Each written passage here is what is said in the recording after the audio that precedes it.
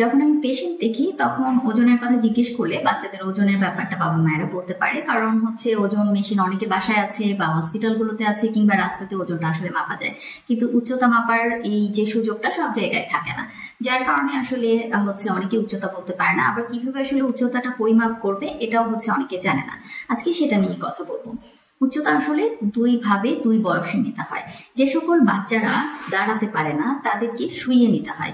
একদম একটা সমান শক্ত জায়গায় বাচ্চাকে শুইয়ে দেবেন, তার হাঁটুটা যেন ভাঁজ না থাকে খেয়াল করবেন, মাথাটা যেন হচ্ছে যেই সমতল জায়গাটা সেটার সাথে লাগানো থাকে খেয়াল করবেন।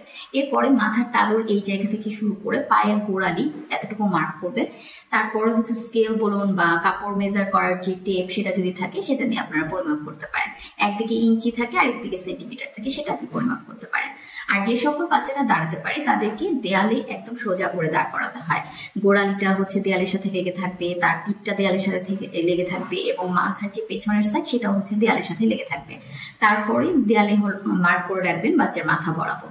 তখন নিচ থেকে একদম ওই যেখানে মার্ক করলেন সেটা আপনি স্কেল বা টেপ দিয়ে পরিমাপ করতে পারেন। সেটাও একদিকে হচ্ছে ইঞ্চি আরেকদিকে সেন্টিমিটার, তো সেভাবে পরিমাপ করে দেখতে পারেন। আর বাচ্চাদের হচ্ছে বয়স অনুযায়ী ওজনের দিকে যেরকম আমরা খেয়াল করি, উচ্চতার দিকেও খেয়াল করতে হবে যে আসলে তার বয়স অনুযায়ী উচ্চতাটা ঠিক আছে কিনা, কারণ একটা নির্দিষ্ট বয়সের পর বাচ্চাদের কিন্তু আর উচ্চতায় বাড়ে না।